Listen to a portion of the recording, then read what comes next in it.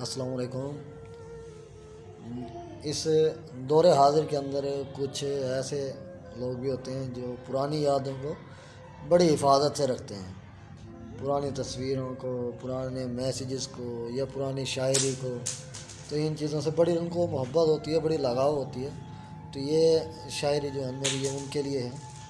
کہتا ہے کہ میری الماری کو کھنگالو گے تو کیا مل سکتا ہے، کچھ تصویریں ہیں جن سے کلیجہ ہل سکتا ہے، اور میرے سکون کو چھین کر کہتے ہو کہ خوش رہو، میرے سکون کو چھین کر کہتے ہو کہ خوش رہو، اب تیزاب شاخ پہ ڈالو تو کیا پھول کھل سکتا ہے۔